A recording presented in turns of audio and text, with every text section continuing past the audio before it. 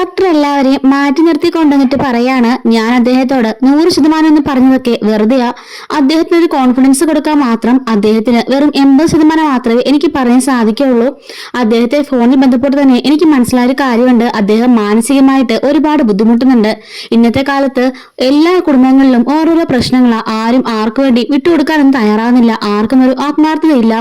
ഇപ്പൊ ഇവിടെ നിന്ന് എനിക്ക് മനസ്സിലായ കാര്യവും അത് തന്നെയാണ്. അദ്ദേഹം വലിയൊരു മനുഷ്യനാണ്, വലിയൊരു സാമ്രാജ്യം കെട്ടിപ്പടുത്തുയർത്തിയ ഒരു മനുഷ്യനാണ്. അതുകൊണ്ട് തന്നെ അദ്ദേഹം ഈ കൂട്ടുകുടുംബ സമ്പ്രദായം ഇപ്പോഴും നിലനിർത്തി കൊണ്ടുപോകുന്നു.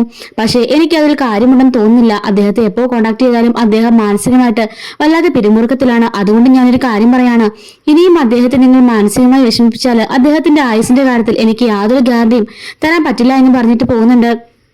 പിന്നീട് കാണിക്കുന്നത് മുത്തശ്ശൻ റൂമിലെ ഗുളികയൊക്കെ കഴിച്ചുകൊണ്ടിരിക്കുകയാണ്. എന്നിട്ട് ഭാര്യയോട് പറയുന്നുണ്ട്, എനിക്കിനി അധികകാലമൊന്നും ഉണ്ടാവുമെന്ന് തോന്നുന്നില്ല. ഡോക്ടർ പറഞ്ഞതൊക്കെ വെറുതെയാണെന്ന് പറയുമ്പം അങ്ങനെയൊന്നും പറയില്ലേ, അങ്ങനെയൊന്നും ഉണ്ടാവില്ല എന്ന് പറയുമ്പം അല്ല, ആദർശ് നയനെ സ്നേഹിക്കുന്ന പോലെ നേരത്തെ അഭിനയിക്കെങ്കിലും ചെയ്യുമായിരുന്നു, ഇപ്പോൾ അതൊന്നുമില്ല. എല്ലാം പറഞ്ഞിട്ടും ആദർശ് ഇങ്ങനെയൊക്കെയാ പെരുമാറുന്നത്. ഇനി എന്റെ അവസാനം കൂടെ ആയിക്കഴിഞ്ഞാൽ പിന്നെ ആദർശ് ഈ വീട്ടിൽ നമ്മൾ അടിച്ചിറക്കി വിടും, എന്റെ ആത്മാവിന് പോലും മോശം കിട്ടില്ല എന്നൊക്കെ പറഞ്ഞ് ആദർശ് പറയുന്നുണ്ട്. നയനമോള് അവനെ കിട്ടാന്നതിൽ വെച്ചു ഏറ്റവും നല്ലൊരു നിധിയാണ്. അവനെ നഷ്ടപ്പെടുത്തി കളഞ്ഞാൽ പിന്നെ അവനതിനെ ഖേദിക്കേണ്ടി വരും. അതൊന്നും ആർക്കും ഇപ്പൊ പറഞ്ഞാൽ മനസ്സിലാവില്ല. ഞാൻ നയനമോളെ അത്രയ്ക്കും കെയർ ചെയ്യുന്നുണ്ടെങ്കിൽ അതിന് പ്രധാനമായിട്ടും ഒരു കാരണം കാണും. ആദർശ് പോലും ഇപ്പൊ അത് മനസ്സിലാക്കുന്നില്ല. അവന്റെ കയ്യില് ഈ വീടിന്റെ അധികാരം കൊടുത്തിട്ട് ഞാൻ എങ്ങനെ മനസ്സമാധാനത്തോടെ കണ്ണടയ്ക്കും എന്നൊക്കെ ചോദിക്കുന്നുണ്ട്. ആദർശും നയനയും വന്ന് അത് ഒളിഞ്ഞെന്ന് കേൾക്കുന്നുണ്ട്. ഇത് കേട്ടിട്ട് ആദർശ് തിരികെ പോകുന്നുണ്ട്. ഇതേ സമയത്ത് നയനയുടെ പിന്നിലായിട്ട് ദേവയാനി അടുത്തതായി വന്ന് ഒളിഞ്ഞേക്കാൻ നിൽപ്പുണ്ട്. ഈ സമയത്ത് മുത്തശ്ശൻ പറയാണ്, ദേവയാനിയെ പറഞ്ഞിട്ടും യാതൊരു കാര്യമില്ല, എല്ലാ കാര്യങ്ങളും പറഞ്ഞിട്ടും ദേവയാനി യാതൊരു കൂസലുമില്ല നടക്കുന്നത്. എങ്കിൽ ഈ മുത്തശ്ശന് മരിക്കാൻ കാലത്തെങ്കിലും കുറച്ച് സമാധാനം തരണം എന്നുള്ള കാര്യം പോലും ദേവയാനി ചിന്തിക്കുന്നില്ല. അവൾക്കപ്പോഴും അവളുടെ വാശി മാത്രമാണ് പ്രധാനം. അവൾക്ക് അവളുടെ മകനും നയനമോളെ ഒരു തുള്ളി പോലും ഇഷ്ടമില്ല. പക്ഷേങ്കില് ജയൻ അങ്ങനല്ല, അവനെല്ലാം മനസ്സിലാക്കി അവളെ ഇഷ്ടപ്പെടുന്നുണ്ട്. അങ്ങനെയാണ് വേണ്ടത്. നയനമോള് ഈ വീടിന്റെ ഭാഗ്യമാണ്. അത് മാത്രമല്ല, ദേവയാന്റെ കയ്യിൽ നിന്നും അധികാരങ്ങളെല്ലാം നയനമോൾക്ക് പങ്കിടേണ്ട കാലം അതിക്രമിച്ചു കഴിഞ്ഞു എന്ന് പറയുമ്പോൾ മുത്തശ്ശി പറയാണ്, എനിക്കും അങ്ങനെയാ തോന്നുന്നത്. ദേവയാനി വന്ന് കയറിയപ്പോ എല്ലാ അധികാരങ്ങളും ഞാൻ അവൾക്ക് കൈമാറുക. അതുപോലെ തന്നെ നയനമോൾ വന്ന് കയറിയപ്പോ നയനമോൾക്ക് ആ അധികാരങ്ങളെല്ലാം തിരികെ കൊടുക്കണം. കാരണം നയനയ്ക്ക് അതിനുള്ള കഴിവുണ്ട്. ദേവയാനിയെക്കാട്ടിലും നല്ല മനസ്സും എല്ലാവരും മനസ്സിലാക്കാനുള്ള കഴിവും നയനമോക്കുണ്ട്. അതുകൊണ്ട് എത്രയും പെട്ടെന്ന് അതൊക്കെ നടപ്പിലാക്കണമെന്ന് പറഞ്ഞു കേട്ടിട്ട് ദേഷ്യപ്പെട്ട് ദേവയാനി അവിടുന്ന് ഇറങ്ങിപ്പോകുന്നുണ്ട്. മക്കളും കൊച്ചുമക്കളും എല്ലാവരുമായിട്ട് സന്തോഷമായിട്ട് ഒരുപാട് കാലം ജീവിക്കണമെന്ന് എല്ലാവർക്കും ആഗ്രഹമുണ്ട്. എനിക്കും ആഗ്രഹം ഉണ്ടായിരുന്നു. അതെല്ലാം ഞാൻ സാധിച്ചു. കൊച്ചുമക്കളായിട്ട് ഞാൻ ജീവിച്ചില്ലേ, ഇനി അവരുടെ മക്കളെ കൂടി ഞാൻ കാണണമെന്ന് പറഞ്ഞതൊക്കെ അത്യാഗ്രഹമല്ലേ. അത് മാത്രമല്ല, താൻ ഒന്നുകൊണ്ടും വിഷമിക്കണോ. ഞാൻ പോയാലും തന്നെ നോക്കാൻ ഈ വീട്ടിലുള്ള നയനമോളും അതുപോലെ തന്നെ ദേവയാനിയും എല്ലാവരും തനിക്ക് കൂടെ കാണും. താൻ ഒന്നുകൊണ്ടും ഓർത്ത് പേടിക്കണം എന്നൊക്കെ പറയുമ്പോഴേക്കും അങ്ങനെയൊന്നും പറയില്ലേന്ന് പറഞ്ഞിട്ട് മുത്തശ്ശനെ കെട്ടിപ്പിടിച്ച് കരയുന്നുണ്ട്. താൻ കരയാതരോ സമാധാനിക്കടോ, ഇതെല്ലാം ഈശ്വര നിശ്ചയല്ലേ, എല്ലാത്തിനും ഒരു സമയമില്ലേ. ഞാൻ ജനിച്ചപ്പോൾ തന്നെ എനിക്കുള്ള അവസാനത്തെ മരണത്തിനുള്ള ഡേറ്റും കുറിച്ചിട്ടല്ലേ എന്നെ ഇങ്ങോട്ടേക്ക് വിട്ടിരിക്കുന്നത്. പിന്നെ ആരൊക്കെ ഏതൊക്കെ ഡോക്ടർ വന്നാല് എന്താ കാര്യമെന്ന് ചോദിക്കുന്നുണ്ട്. അങ്ങനെ നയന മുത്തശ്ശനടുത്തുനിന്ന് കരഞ്ഞുകൊണ്ട് നേരെ ഹാളിലേക്ക് നടന്നു പോകുമ്പോഴായിരിക്കും ദേവയാനി, ഡി നിക്കടി അവിടെ എന്ന് പറയുന്നത്. നിന്റെ മനസ്സിലിപ്പോൾ ഒരു വിചാരം കാരണം അച്ഛനും അമ്മയും ഉള്ളിടത്തോളം കാലം നിന്നെ ഇവിടുന്ന് പറഞ്ഞുവിടില്ലെന്ന് നാണുണ്ടോടി നിനക്ക് ഇറങ്ങി പോവാനുള്ളതിന് അവരുടെ കാലെ പിടിച്ച് തൂങ്ങി നീ നടക്കുകയാണല്ലേ. ഇപ്പൊ അധികാരം കൂടി കൈമാറ്റം ചെയ്യാന്ന് പറഞ്ഞപ്പോ അത് സ്വപ്നം കൊണ്ട് നടക്കുകയായിരിക്കും. അങ്ങനെയുള്ള വ്യാമോഹങ്ങളൊന്നും നിനക്ക് വേണ്ട എന്ന് ദേവയാനി പറയുമ്പോ നയന പറയാണ്, എനിക്ക് അങ്ങനെ ആഗ്രഹങ്ങളൊന്നുമില്ല. എന്റെ മുത്തശ്ശനും മുത്തശ്ശി ഉള്ളിടത്തോളം കാലം ഈ വീട്ടിലേക്ക് ജീവിക്കണം. കാരണം എന്റെ മുത്തശ്ശന്റെ അസുഖം മാറണം. ഞാൻ ഇവിടെ നിന്ന് ഇറങ്ങിപ്പോയാൽ എന്റെ മുത്തശ്ശന് അസുഖം കൂടത്തേ ഉള്ളൂ, അതെനിക്ക് മനസ്സിലാവുന്നുണ്ട്. അതുകൊണ്ട് ഞാൻ എന്റെ അച്ഛനടുത്തോളം കാലം ഈ വീട്ടിൽ നിന്ന് പോവില്ല. എന്നാൽ മുത്തശ്ശൻ മരണശേഷം എനിക്ക് ഈ വീട്ടില് നിലനിൽപ്പുണ്ടാവില്ലെന്ന് എനിക്കറിയാം. അതൊക്കെ മനസ്സിലാക്കിയിട്ട് തന്നെയാണ് ഞാൻ ജീവിക്കില്ലെന്ന് പറയുമ്പോൾ ദേവയാനി പറയുന്നുണ്ട്, അതൊക്കെ മനസ്സിലാക്കിയേ കൊള്ളാം. അല്ലാതെ മുത്തശ്ശൻ പറയുന്നത് പോലെ അധികാരമൊക്കെ മോഹിച്ച് ഇവിടെ നിൽക്കേണ്ടി വന്നാല് തിരിച്ചിറങ്ങി പോകുമ്പോൾ നിനക്ക് സഹിക്കാൻ പറ്റുന്ന വിഷമമാവും അതൊക്കെ എന്ന് ദേവയാനി ദേഷ്യപ്പെട്ട് പറയണം. എനിക്ക് മനസ്സിലാകുന്നില്ല അമ്മയുടെയും മനസ്സൊന്നും, അമ്മയുടെയും അമ്മയുടെയും മകന്റെയും. മുത്തശ്ശൻ ഈ സമയത്തെങ്കിലും ഇതുപോലെ വിഷമിച്ചിരുന്ന സന്ദർഭത്തിലെങ്കിലും അമ്മയും ആദർശനും ഒക്കെ എന്നെ സ്നേഹിക്കുന്ന പോലെ മുത്തശ്ശന് മുമ്പിലെങ്കിലും കാണിക്കുന്നേ കരുതിയത്. പക്ഷെ നിങ്ങളുടെ മനസ്സിൽ ഇത്ര മനസാക്ഷിയില്ലെന്ന് ഞാൻ അറിഞ്ഞില്ല. ആ മുത്തശ്ശന് വേണ്ടിയിട്ടെങ്കിലും കുറച്ച് സ്നേഹമുള്ളതുപോലെയൊക്കെ ഒന്ന് അഭിനയിച്ചൂടെ. അങ്ങനാണെങ്കിൽ നമ്മുടെ മുത്തശ്ശൻ സന്തോഷമായിട്ടിരിക്കില്ലേ എന്നൊക്കെ നയന പറയുന്നുണ്ട്. നീ എന്നെ കൂടുതൽ പഠിപ്പിക്കുകയാണെന്ന് വരണ്ടെന്ന് പറയുമ്പോൾ ഞാൻ പഠിപ്പിക്കുന്നില്ല. ഇത്രയും കാലമായിട്ട് 10-30 വർഷമായിട്ട് അമ്മ കാണുന്ന മുത്തശ്ശനല്ലേ. ആ മുത്തശ്ശൻ ഇപ്പൊ എന്നെ അമ്മയെക്കാളും സ്നേഹിക്കുന്നുണ്ടെങ്കിൽ അതിന് വലിയൊരു കാരണമുണ്ട്. അത് അതൊന്ന് മനസ്സിലാക്കിയാൽ കൊള്ളാം. പിന്നെ ആരുടെ സ്നേഹവും ബഹുമാനവും ഒന്നും ഞാൻ ആഗ്രഹിക്കുന്നില്ല. എന്റെ മുത്തശ്ശൻ ഉള്ളിടത്തോളം കാലം ഈ വീട്ടിൽ ഞാൻ ജീവിക്കും. അതിനുശേഷം ഇവിടുന്ന് എന്നേക്കുമായി ഞാൻ പടിയിറങ്ങി പോവുകയും ചെയ്യും എന്ന് നയന പറയുന്നുണ്ട്. പിന്നീട് നയന വിഷമിച്ച് കരഞ്ഞുകൊണ്ട് മുറിയിലിരിക്കായിരിക്കും. അപ്പോഴേക്കും അങ്ങോട്ടേക്ക് ജാനകി വരുന്നുണ്ട്. ജാനകി വന്നിട്ട് ചോദിക്കാണ്, എന്താ മോളെ ഇവിടെ വിഷമിച്ചിരിക്കുന്നത് ചോദിക്കുമ്പോഴേക്കും, മോളോട് മുത്തശ്ശനോടൊന്ന് പോകണ്ടെന്നല്ലേ പറഞ്ഞത്, പിന്നെ മോൾ എന്തിനാ സങ്കടപ്പെടുന്നേ, നീ മുത്തശ്ശൻ പറഞ്ഞു മാത്രം ശ്രദ്ധിച്ചാൽ മതി എന്ന് പറയുമ്പോഴേക്കും നയന പറയാണ്, മുത്തശ്ശൻ പറഞ്ഞത് മാത്രമല്ലല്ലോ, മുത്തശ്ശന് എന്നെ എത്രത്തോളം സ്നേഹിക്കുന്നോ അതിന്റെ 100 ഇരട്ടി ആദർശേട്ടനും ആശേട്ടനും അമ്മ എന്നെ വെറുക്കുന്നുണ്ട്. അവരുടെ മനസ്സിൽ ഒരിക്കലും എനിക്ക് സ്ഥാനമില്ല. ആ മുത്തശ്ശനോട്ടെങ്കിലും എന്നെ സ്നേഹിക്കുന്നവരെ അവർക്ക് അഭിനയിച്ചുകൂടെ എന്നൊക്കെ നയന ചോദിക്കുന്നുണ്ട്. നയനയും ജാനകിയും സംസാരിച്ചുകൊണ്ടിരിക്കുമ്പോഴേക്കും അങ്ങോട്ടേക്ക് അടുത്തതായിട്ട് ആദർശ് ഒളിഞ്ഞു നോക്കാൻ വരുന്നുണ്ട്. അവർ സംസാരം കേട്ട് ആദർശ് വാതിൽക്കൽ തന്നെ നിൽക്കാണ്. എങ്കിലും ഈ ആദർശിനെയും ദേവാനെയും കൊണ്ട് അച്ഛന്റെ മുമ്പിൽ കൊണ്ട് നിർത്തിയിട്ട് ക്രോസ് വിസ്താരം ചെയ്യേണ്ടത്. രണ്ടെണ്ണത്തിനും നല്ല പെട കൊടുക്കണം. രണ്ടും എന്തൊരു അഹങ്കാരമായി കാണിക്കുന്നത്. ലോകത്താരും ചെയ്യാതെ തെറ്റൊന്നുമല്ലല്ലോ. എന്റെ മോള് തെറ്റും ചെയ്തില്ലല്ലോ. അതിന് അവൾ നിന്റെ സാഹചര്യം കൊണ്ട് കൂട്ടു നിൽക്കേണ്ടി വന്നു, അത്രയല്ലേ ഉള്ളൂ.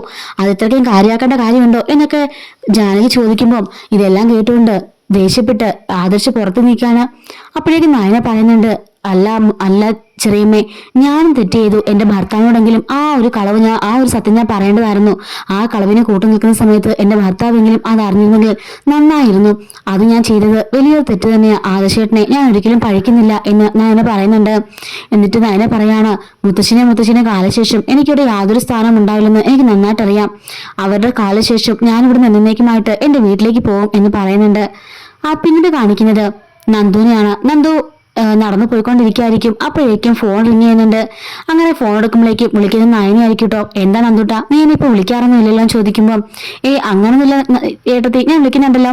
അതൊന്നും അല്ല, നീ ഇപ്പൊ എന്നെ വിളിക്കുന്നില്ല. അമ്മ പറഞ്ഞു നിനക്ക് എന്തൊക്കെ പ്രശ്നങ്ങളുണ്ടെന്ന്. എന്താ നിന്റെ പ്രശ്നങ്ങൾ നിനക്ക് എന്നോടൊന്നും പറയാൻ സാധിക്കില്ലെന്ന് ചോദിക്കുമ്പോൾ, ഒന്നുമില്ല ചേച്ചി, എനിക്ക് ഒരു വിഷമവും ഇല്ല. നിങ്ങളുടെ അവിടുത്തെ സാഹചര്യമൊക്കെ ഓർത്തുള്ള സങ്കടം മാത്രമേ ഉള്ളൂ. ചേച്ചി ഒന്നും കൊണ്ട് വിഷമിക്കേണ്ട. ചേച്ചി പ്രയാസമൊന്നും ഇല്ലാതെ നിന്നാ മതി എന്ന് പറയുമ്പോൾ, അതൊന്നും അല്ല, എനിക്ക് മനസ്സിലാവുന്നുണ്ട്. അമ്മ പറയണമെങ്കിൽ അമ്മ ചുമ്മാ പറയുന്നതല്ല. എന്തെങ്കിലും ഒരു കാരണം ഉണ്ടായിട്ടായിരിക്കും അമ്മ അങ്ങനെ പറയുന്നത്. സത്യം പറഞ്ഞു എന്താ കാര്യം എന്ന് ചോദിക്കുമ്പോൾ, ഒന്നുമില്ല ചേച്ചി, ഒരു കുഴപ്പമില്ല. ചേച്ചി മുത്തശ്ശൻ എങ്ങനെ ഉണ്ടെന്നൊക്കെ ചോദിക്കുമ്പോൾ, നീ വിഷയമൊന്നും മാറ്റണ്ട, മര്യാദയ്ക്ക് എപ്പോഴും എന്നെ വിളിച്ചോണം, സന്തോഷത്തോടെ നടക്കണം കേട്ടോ എന്നൊക്കെ പറയുമ്പോൾ, ശരി ചേച്ചി എന്ന് പറയുന്നുണ്ട്. അപ്പോഴേക്കും അങ്ങോട്ടേക്ക് അനി വരുന്നുണ്ട് കേട്ടോ. നയന ചോദിക്കാണ്, നീ എന്തോ നല്ല ബെസ്റ്റ് ഫ്രണ്ട്സ് ആയിരുന്നല്ലോ, ഇപ്പൊ എന്താ പറ്റിയേ? അവൾക്ക് എന്തോ വലിയൊരു സങ്കടമുണ്ട്, എന്താ നിനക്ക് അറിയാൻ ചോദിക്കുമ്പോൾ, എന്താണെന്നറിയില്ല ഏട്ടത്തി, കുറച്ച് ദിവസമായിട്ട് അവളിങ്ങനെ ഒഴിഞ്ഞു മാറി നടക്കുക. അവൾ മിണ്ടുന്നില്ല, ഞാൻ വിളിച്ചാൽ ഫോൺ കൊടുക്കുന്നില്ല. എന്താ കാര്യമെന്ന് എനിക്കറിയില്ല. ഞാൻ കാണാൻ ചെന്നിട്ട് പോലും അവൾ കാണാൻ സമ്മതിക്കുന്നില്ല. എന്താ ചെറിയ പ്രശ്നമുണ്ടെന്ന് എനിക്ക് തോന്നിയെന്ന് പറയാണ്. നയന പറയുന്നുണ്ട്, ഈ ഒരു പ്രായത്തിലുള്ള പെൺകുട്ടികൾക്ക് പല വിഷയങ്ങളും ഉണ്ടാവും, അതുവല്ല ആണോന്ന് എനിക്ക് ചെറിയ സംശയമുണ്ടെന്ന് പറയുമ്പോൾ നന്ദു പറയാണ്, അവളുടെ മനസ്സിൽ ഇനി ഏതെങ്കിലും പയ്യന്മാര് കടന്നു കൂടിയിട്ടുണ്ടോ എന്ന് ചോദിക്കുമ്പോൾ നയന പറയാണ്, അങ്ങനെയൊന്നും ഇല്ല. എന്റെ വീട്ടില് അങ്ങനെ ഒരു സ്വഭാവം ഉള്ളത് നവീച്ചയ്ക്ക് മാത്രമാ. ഞാനും നന്ദും അങ്ങനെയൊന്നും ഒരു വഴിക്കും പോയിട്ടില്ല. അപ്പം നന്ദു ആനി പറയുന്നുണ്ട്, അങ്ങനല്ല ചേച്ചി, ഒരു പക്ഷേ അവൾക്ക് താല്പര്യം തോന്നിയ ഒരാള്, പ്രിയപ്പെട്ട ഒരാൾ വന്നു കഴിഞ്ഞാൽ അവൾക്ക് ഇഷ്ടപ്പെടാന്നല്ലേ ഉള്ളൂ എന്ന് ചോദിക്കുമ്പം, അതിന് സാഹചര്യമുണ്ട്. അനി പറഞ്ഞ പോലെ എനിക്കങ്ങനെ ആരിലും അറിയുമെന്ന് ചോദിക്കുമ്പം, ഇല്ല ഏട്ടത്തി, എനിക്കാരെയും അറിയില്ല എന്ന് പറയുന്നുണ്ട്. നന്ദു എന്തെങ്കിലും പറഞ്ഞെന്ന് ചോദിക്കുമ്പോഴേക്കും, അവളൊന്നും പറഞ്ഞില്ല. കുട്ടിക്കാലം മുതലേ അവളുടെ ഫ്രണ്ട്സ് ഒക്കെ ബോയ്സ് ആയിരുന്നു. അവൾ എപ്പോഴും അവരോട് തന്നെ ചുറ്റിക്കറങ്ങിക്കൊണ്ടിരുന്നത്. അവളുടെ സിനിമയ്ക്ക് പോകുന്നതും എല്ലാം അവരോട് ആയിരുന്നു. പക്ഷെ ഇന്നേ വരെ തെറ്റായ ഒരു വഴിക്കും അവൾ പോയിട്ടില്ല. അവൾ ഒരിക്കലും അങ്ങനെ പോകത്തുമില്ലെന്ന് എനിക്ക് ഉറപ്പുണ്ട്. പിന്നെ ഇപ്പൊ ഇവർക്ക് എന്താ സംഭവിച്ചതെന്ന് ഒരു പിടുത്തവും കിട്ടുന്നില്ല.